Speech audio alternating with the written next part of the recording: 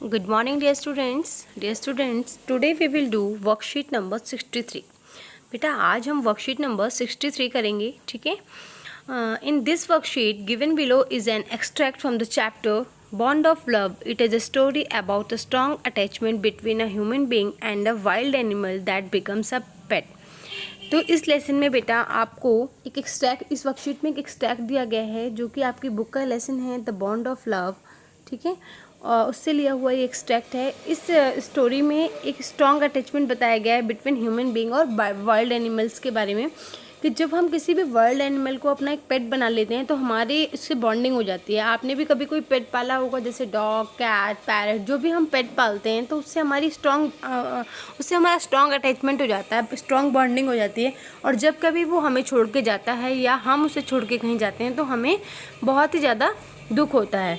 तो इसी bond of love को इस लेसन में दिखाया गया है कि किस तरह से एक ह्यूमन बीइंग में और वर्ल्ड एनिमल में एक स्ट्रॉन्ग अटैचमेंट हो जाता है, एक बॉन्ड बन जाता है जब हम उसे अपना पेट बना लेते हैं. ओके, तो सबसे पहले बेटा मैं आपको इस लेसन के कुछ इम्पोर्टेंट पॉइंट्स बताऊंगी, उसके बाद हम इस वर्कशीट को स्टार्ट करेंगे. तो जो ये लेसन है आपका द बॉन्ड ऑफ लव, ये आपकी बुक का लेसन है, ठीक है. इसके जो ऑथर हैं उनका नाम है केनेथ एंडरसन. और जो इसकी स्टोरी के मेन पॉइंट्स हैं वो हैं कि the narrator found a sloth bear by accident and presented to his wife. जो इस लेसन का नरेटर है यानी जो ऑथर है उसे एक स्लॉथ बियर मिलता है जो उसे वो अल्लाह के अपनी वाइफ को गिफ्ट करता है यानी प्रेजेंट करता है, ठीक है. The narrator's wife named it Bruno. और जो नरेटर की वाइफ होती है वो उस पेट का नाम यानी स्लॉथ बियर का नाम ब्रूनो रखती है. She looked after it like her own child. और वो उस पेट को यानी ब्रूनो को एकदम अपने बच्चे की तरह पालती है, अपने बच्चे की तरह प्यार करती है. Slowly Bruno developed a taste for vegetables, fruits, porridge, rice, eggs etcetera. धीरे धीरे बच्चा जो है ब्रूनो वो बड़ा होने लगता है और वो उसके अंदर टेस्ट भी उसके डेवलप होने लगते हैं. उसे फ्रूट्स, वेजिटेबल, राइस, एग्स, वो सब इन सब चीज़ों को वो खाने लगता है. One day the narrator had kept barium carbonate to kill rats in his library. Bruno ate some of the poison, so he was taken to the vet residence and recovered soon.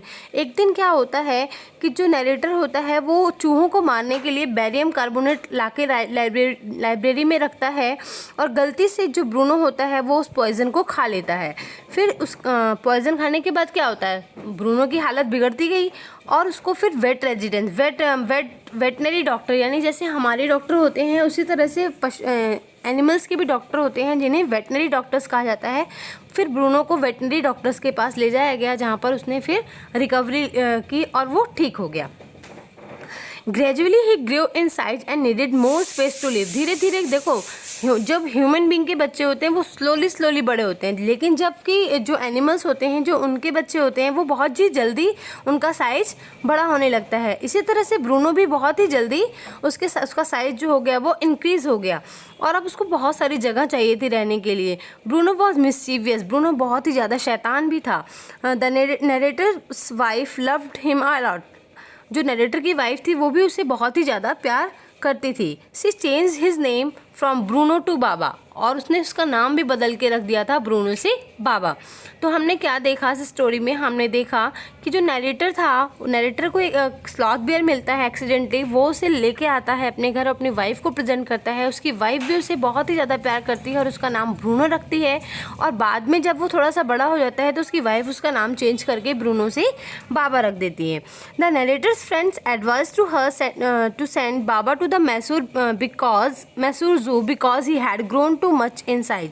Narrator's के जो friend होते हैं वो narrator को advice करते हैं कि बाबा जो है वो बहुत बड़ा हो गया है और घर में रहने के लायक नहीं है, इसलिए आप इसे क्या करो, मैसूर जू में भेज दो.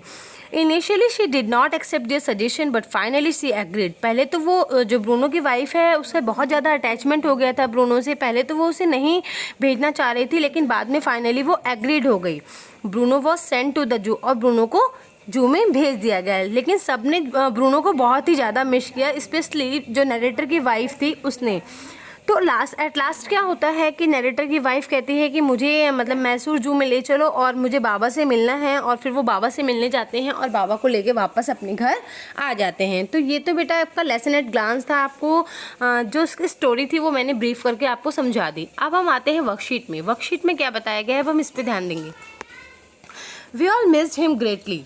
जब ब्रूनो को इन्होंने वहाँ भेज दिया, जू में भेज दिया, तो नरेटर बता रहा है कि we all missed him greatly, हम उसे बहुत ही ज़्यादा मिस करने लगे, but in sense we were relieved. लेकिन मतलब यहाँ पर हमारे घर में उसको रहने के लिए स्पेस कम था, अब वो सही जगह पहुँच गया है जहाँ पर उसके लिए प्रॉपर स्पेस होगा, इस बात से वो थोड़ा सा रिलैक्स थे।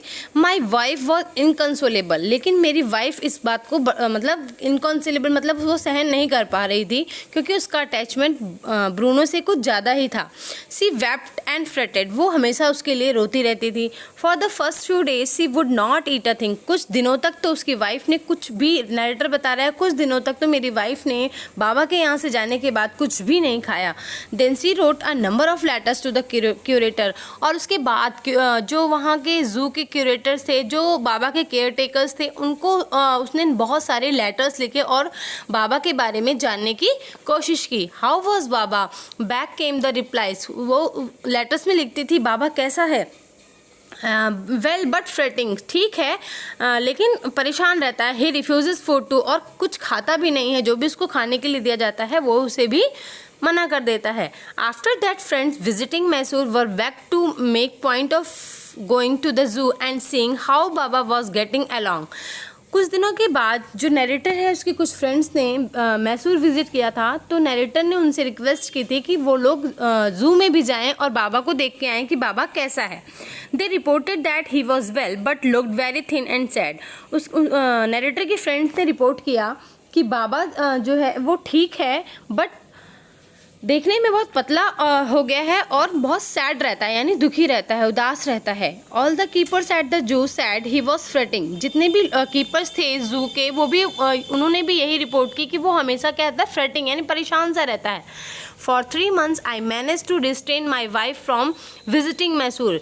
जब से बाबा मैसूर जू में शिफ्ट हुआ था तब से जो नरेटर की वाइफ है वो हमेशा उसके लिए परेशान रहती थी और हमेशा मैसूर जू जाने की बात करती थी, लेकिन किसी तरह से नरेटर ने 3 months तक मैसूर विजिट को रोके रखा। Then she said one day must see Baba, लेकिन एक दिन उसकी वाइफ जो थी वो अड़ गई कि नहीं, मुझे आज बाबा को देखने जाना ही है। इधर you take me by a car और I will go myself by bus और ट्रेन, या तो आप मुझे कार से ले चलो या तो फिर मैं खुद ही चली जाऊंगी किसी बस या ट्रेन से। सो आई टुक हर बाय कार, तो फिर एट लास्ट मैं नरेटर को कार से लेके, अपनी वाइफ को कार से लेकर मैसूर जू जाना पड़ा बाबा को दिखाने के लिए। Friends had conjectured that the bear would not recognize her. Conjectured मतलब कि आप हमने सोच रखा है कि ऐसा होगा, जो हमारा अपना ओपिनियन होगा। तो जो फ्रेंड्स थे और जो फ्रेंड्स थे और नरेटर की वाइफ ऐसा सोच रहे थे कि 3 महीने बहुत ज़्यादा होते हैं, क्वाइट लॉन्ग टाइम होता है। जो बाबा है वो एक वाइल्ड एनिमल है और वो हमें अब नहीं पहचानेगा, क्योंकि वो 3 महीने हो गए उसे हमसे दूर हुए। ऐसा सोचकर वो उससे मिलने के लिए जब जू में गए, I had thought so too, but while she was yet some yards from his cage, Baba saw her and recognized her. जैसे ही वो उसके यार्ड से थोड़ी दूर पर थे तभी बाबा ने उन लोगों को पहचान लिया। He howled with happiness, और वो खुशी के मारे कूदने लगा। She ran up to him, petted him through the bars and he stood on his head in delight. और वो she ran up to him, वो दौड़ के उसके पास चली गई और petted him through the bars, और बार्स के बाहर से ही वो उसके सर को क्या करने लगी, पेटेड करने लगी। and he stood on his head in delight, और सब दोनों को बहुत ही ज़्यादा खुशी हुई। तो इस तरह से हमने देखा बेटा कि इस एक्सट्रैक्ट में एक स्ट्रॉन्ग अटैचमेंट दिखाया गया है between human being end of wild animals. तो आपको आई होप ये स्टोरी समझ में आ गई होगी, जो कि स्लॉथ बियर और नरेटर की वाइफ के बीच में जो बॉन्डिंग है उसके बारे में बताया गया है। अब आपको क्या करना है बेटा, इस एक्सट्रैक्ट से रिलेटेड कुछ क्वेश्चंस दिए हुए हैं, कुछ शॉर्ट क्वेश्चंस हैं कुछ वेरी शॉर्ट क्वेश्चंस हैं, कुछ शॉर्ट क्वेश्चंस हैं और कुछ लॉन्ग क्वेश्चंस हैं।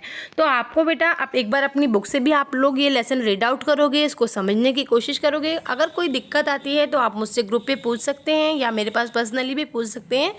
और उसके बाद आपको इन क्वेश्चंस के आंसर अपनी वर्कशीट में अपनी कॉपी में करके ग्रुप पे शेयर करना है। ओके।